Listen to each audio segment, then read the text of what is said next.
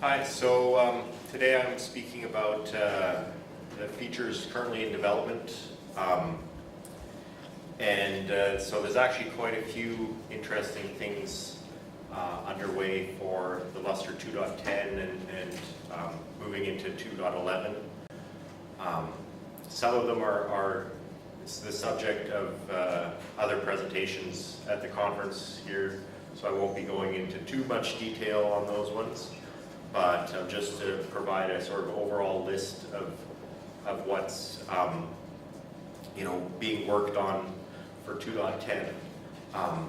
You can see here there's the ZFS. Alex has presented on that already. Multi-rail LNet. There'll be a presentation about that. Composite file layout and progressive file layout is something that's underway. And parts will be definitely in 2.10 data on MDT. There'll be a presentation about that. File level redundancy is a topic near and dear to my heart, and we're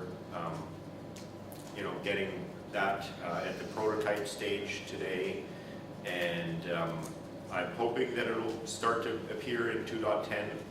But and there's other smaller features that are also getting some attention.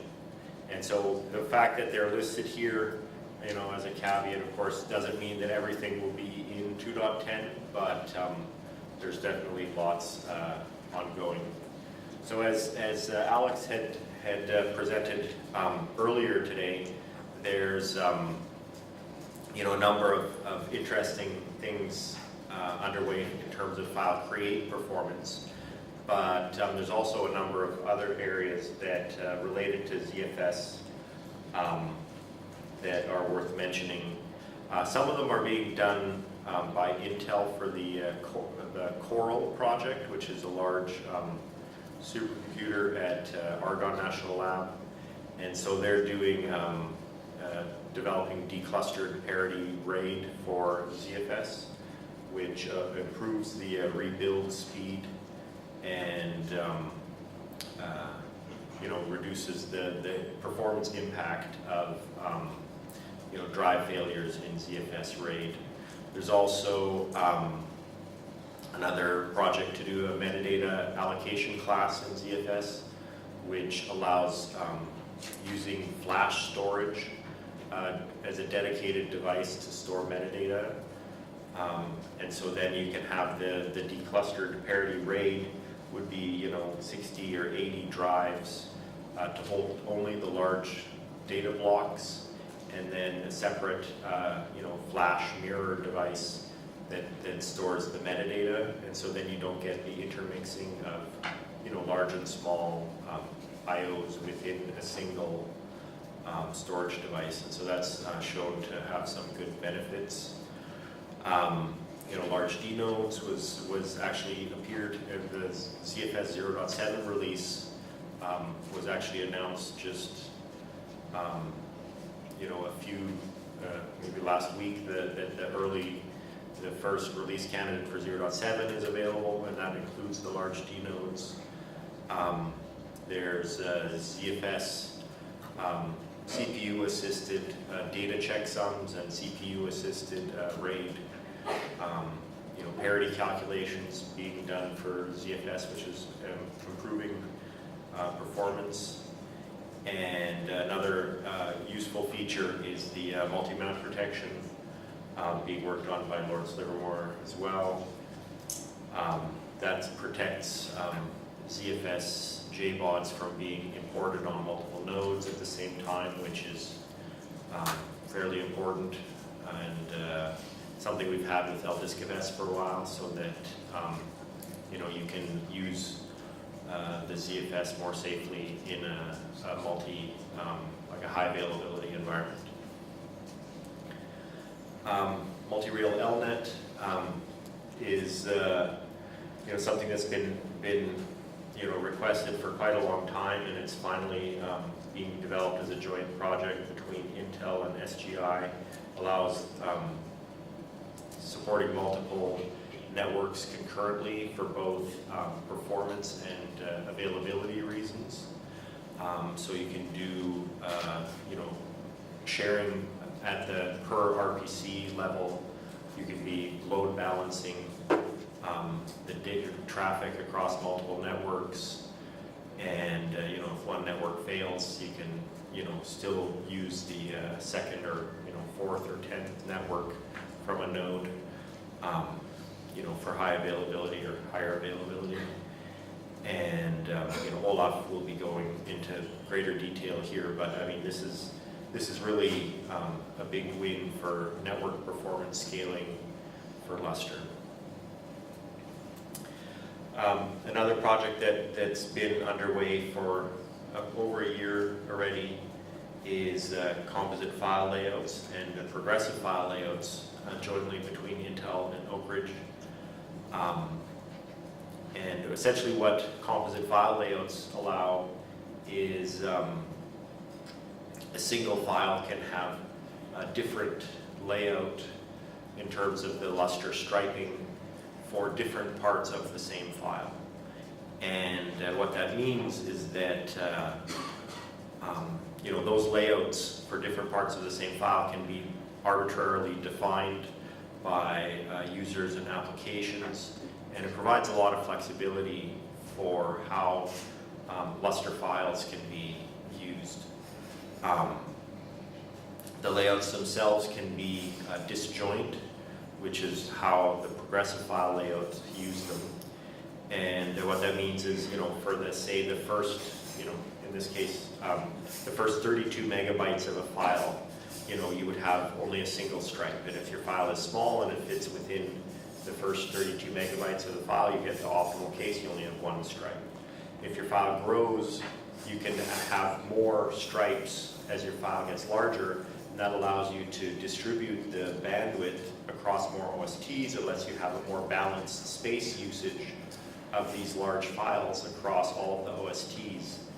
And in the progressive file layout implementation, the layout is allocated incrementally, so that users don't have to make a decision between, is this file going to be staying on one OST and it has low overhead for that fetching the attributes and things like that, or is it going to be striped over many OSTs and because they need the bandwidth or they don't want to fill up one OST more than others. And so this, I think, simplifies usage for people using Lustre significantly. And the composite file layout part of it also provides infrastructure for other features that are being developed. The biggest one, the other one, is the file level redundancy, where instead of having disjoint layouts for different ranges of your file, with file level redundancy you have multiple layouts that are overlapping, and I'll explain that shortly. There's work being done for improving small file performance, and there's a whole presentation on this, so I won't go into too much detail. But the data on MDT is essentially trying to reduce the overhead needed for accessing small files, because currently, with Lustre you need to open the file first on the MDS, you get a reply back with the layout, you talk to the OSS, you get a lock back, you do another RPC, you get the data back, and that's a fair amount of overhead if your file is only 4K or 8K. The inodes, you have two inodes, one on each of the OST and the MDT, and it uses up a lot more resources than it needs to. And so by storing all of the file data on the MDS for small files only, you reduce the RPC count. There's also other benefits in terms of you can use the high IOPS storage of the MDS to store the small files. It's mirrored instead of RAID 5, and so if you don't have this overhead of doing a read, modify, write on a wide RAID stripe, a 1 megabyte RAID stripe, and you're also not stuck behind huge amounts of streaming I/O that may be going to the OSS from, you know, a big compute job, and some other tour user is trying to VI their file and they have to wait for, you know, 1,000 compute nodes to finish their I/O. Right, so there's a number of different ways that data on MDT will benefit small file performance.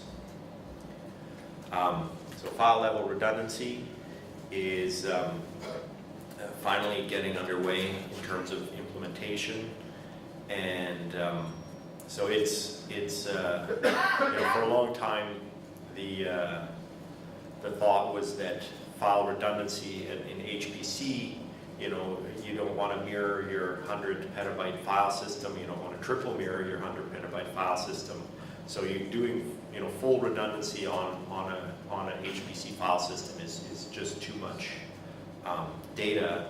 But in fact, the way that the file level redundancy is being implemented for Lustre is that it's selectable on a per file basis, like other file layouts are. And so then you can selectively mirror some files, you know, in your file system without providing all of the overhead, you know, of doing back-end, you know, mirroring.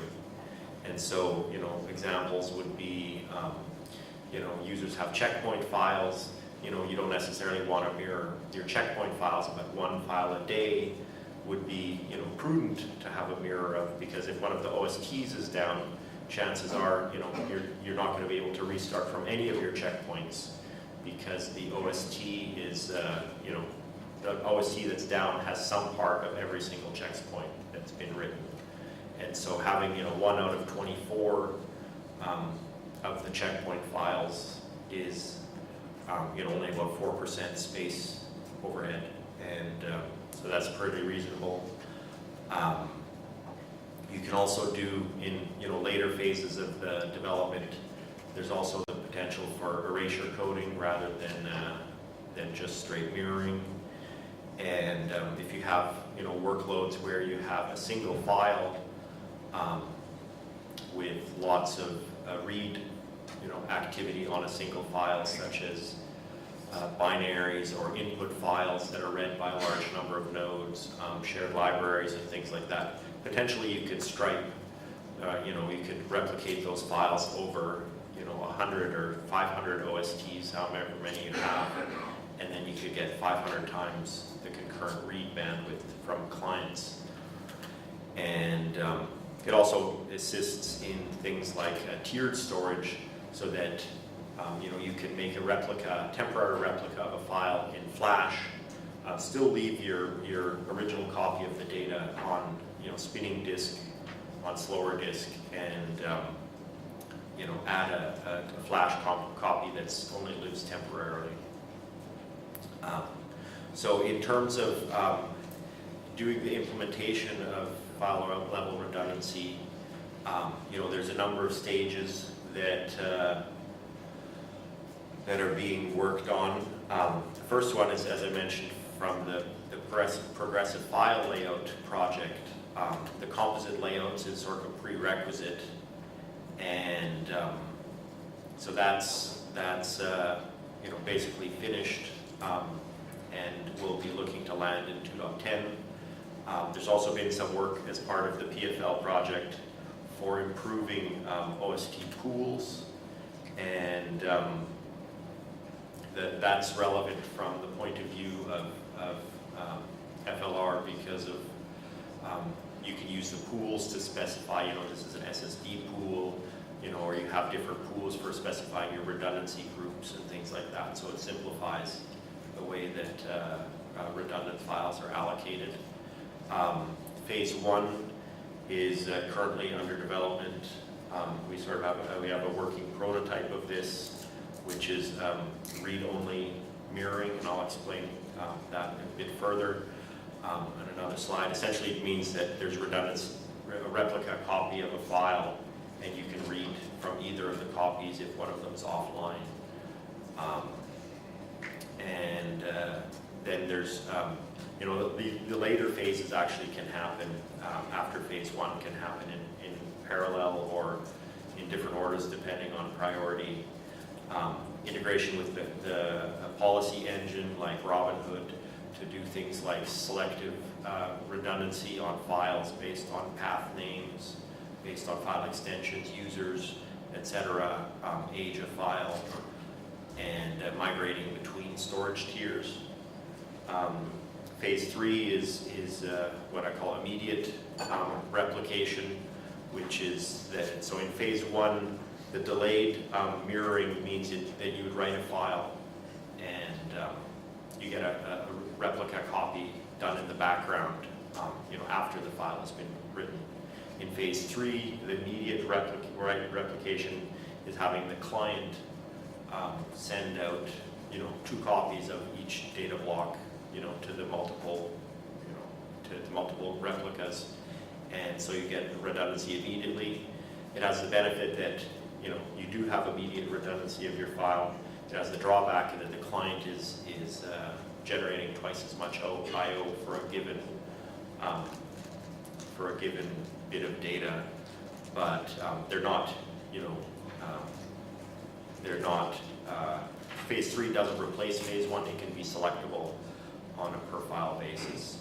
And then phase 4 is erasure coding, so you can add in, if you have a widely striped file, you have 100 stripes, you don't want to have 100 stripes as a replica. You can add in parity stripes that are in a component by itself, and adds in some percentage of overhead rather than a multiple of overhead. So the erasure coding is quite interesting as well, because for large files you don't want to spend it 2 or 3 times overhead, but it can actually be added in. One of the interesting things about file level replication as a whole is that it can be added into existing file systems, because the redundancy is on a per file basis. Making a replica of a file and then attaching it to an existing file can be done. And same with the erasure coding. If you have an existing striped file, essentially you add in a second component that contains only the erasure coding, and that can be done on existing files. So this is an upgrade path from file systems today. And while it's shown here in my example as sort of being interleaved, like a RAID 6 or whatever, parity, but in fact the parity components would be in separate OST objects, and they're to some extent largely independent of the original file data. In this implementation, the one caveat being that erasure coding, getting distributed erasure coding working across multiple OSTs at write time is rather tricky, unless you're doing something like write-ahead logging, which adds quite a bit of overhead. So for the initial implementation, the erasure coding will be done in the same way as the delayed mirroring, in that the erasure coding would be added to a file after it's created. But that still gives you availability in terms of OST loss after the fact, and you can select the erasure coding configuration on a per file basis depending on what kind of redundancy you need.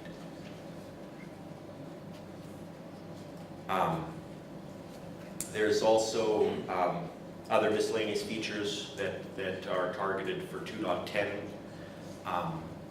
One of the interesting ones that started to go in Lustre 2.9, and some parts have already landed, is the L-advise. And so if you're familiar with POSIX F-advise, it's essentially providing hints from applications to the storage system about how files are being used. And the difference being that POSIX F-advise in Linux is purely implemented in the memory system of the Linux kernel, and so it doesn't actually communicate with the file system. Like if you do something like fadvise will read, it just causes the kernel to prefetch those pages into the client cache. And that doesn't necessarily help you in HPC because the client that's issuing this fadvise may not need all of these pages. And so the LADvise will read is actually prefetching the data into the OSS cache, and then all of the clients can benefit from that. This is particularly interesting if you have a random read workload where thousands of clients or threads may be reading from the same file, and so issuing the will read command does big linear reads into OSS cache, and then all of the clients can read from cache, and speed up factor 10 or more compared to reading it in thousands of little chunks. There's the matching don't need tunable, which pushes files out of cache on the server, assuming the client has access to that file in the first place.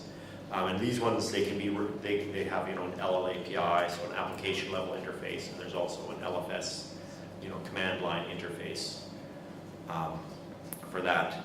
And moving forward into 2.10, one of the other advices that applications and users will be able to provide is setting the block size for the file, so that if you have an I/O pattern that's better, with 4K or 16K blocks, that you can specify that rather than having ZFS, try and guess at a heuristic of what the block size should be. Typically, ZFS will grow the block size up to the maximum.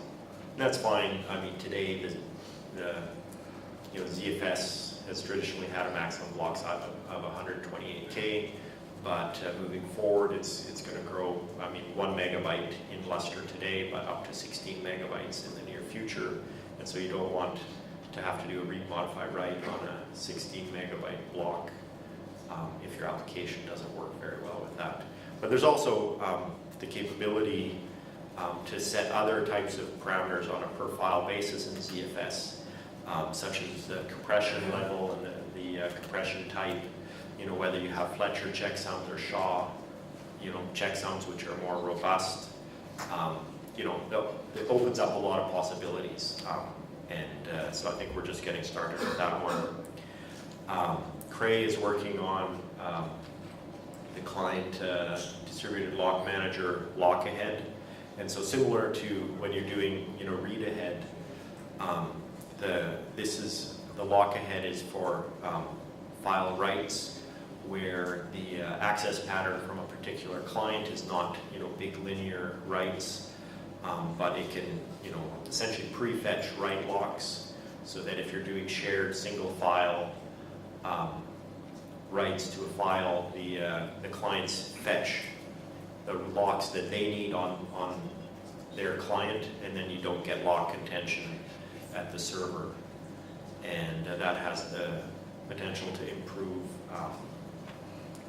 shared file I/O significantly.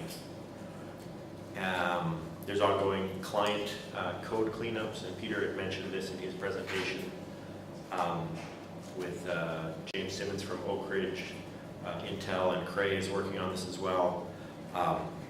Cleaning up the code. And so the client, the upstream client in the Linux kernel, in some sense it's a lot of work to maintain that, because there's lots of people contributing little patches. They fix up one space and it's a new patch, and so in some senses it's a lot of overhead, but they also are driving a lot of good cleanups into the Lustre code, because we've had code that was sitting around since Linux whatever 2.2 or Linux 2.4 kernels, and we don't need it anymore. It's just, unless somebody's shining a light in these dark corners, the code isn't being cleaned up. And so it's definitely, we're getting a lot simplification, and that's helping. Patchless server kernel is very close. It may still be in like the 2.10 code itself. It actually works with patchless server kernels today. The only thing that's a holdout right now is we need to get the code in so that we can do automatic testing.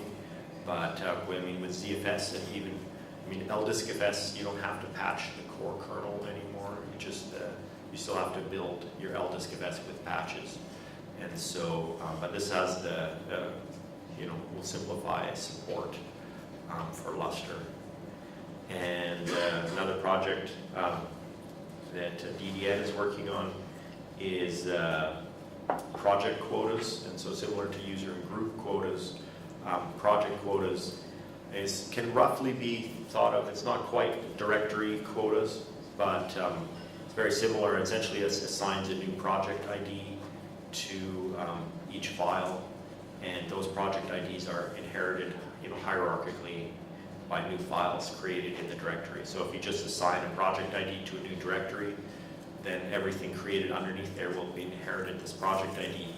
And the reason that this is interesting, separate from like a group ID, is that it doesn't interact with file access permission, and so you don't have to have everybody who's sharing a project ID being able to, you know, read, write, delete their files. And the implementation was done in the upstream ext4 code, and it actually matches exactly the API for XFS project quotas. And so even the same tools will be able to, you know, use and modify the XFS and ext4 project quotas. And so this is, the code is close to ready. We've had the support in the upstream ext4 and E2FS progs, and so getting the Lustre support is being developed by DDN. In addition, is that in ZFS also? no, not yet. There isn't. So we're just adding in ZFS. They're just adding in the inode quota, but in fact, adding in the project quota is relatively straightforward, and will be something that can be added in as well. And there's also some interesting more researchy projects that Intel is funding at several universities. University of Hamburg and DKRZ are working on Lustre client-side data compression, and they also have another project which is optimized ZFS, like dynamic compression selection. And so these ones are not, you know, they're not necessarily, you know, targeted for 2.10, but they're projects that are intended to be not just pure research projects, you know, that write a paper and, you know, then get thrown away, you know, in favor of the next shiny object, but rather, you know, research that leads to, you know, some code that actually lands in Lustre. So the client-side data compression is moving along. It's somewhat interesting at this stage. GSI is working on a Tivoli storage manager HSM copy tool, and my understanding is that that's fairly well along in terms of implementation. University of California, Santa Cruz, they're working on client-side I/O load balancing.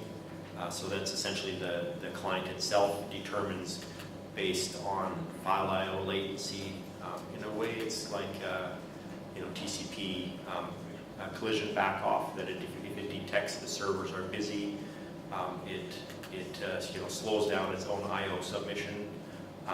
You know, to let other jobs finish, and then you know, starts doing I/O itself. So that's one's interesting because it's totally uncoordinated by any central, you know, central site. Johannes Gutenberg. They're doing a global I/O scheduler, which is, if you're familiar with the network request scheduler that's implemented in the Lustre servers, this is essentially a coordinator for NRS across multiple servers. And it's intended to integrate with job schedulers so that the job schedulers can reserve I/O bandwidth and then tune the NRS to accept, I/Os preferentially from certain jobs that had been scheduled to have, a sustained I/O bandwidth at a certain point in time.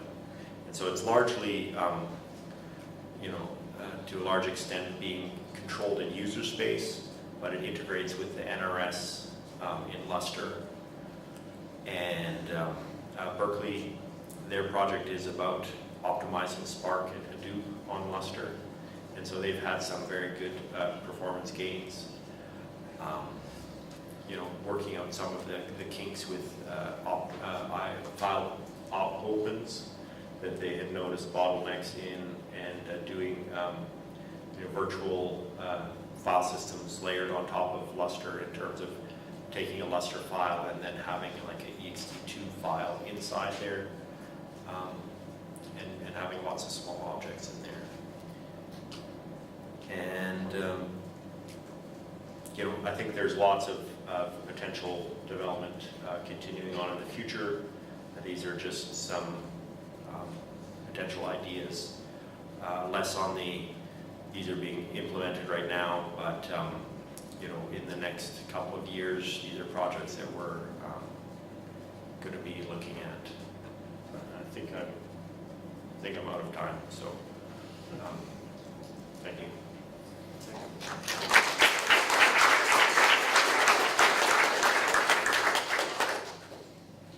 Question.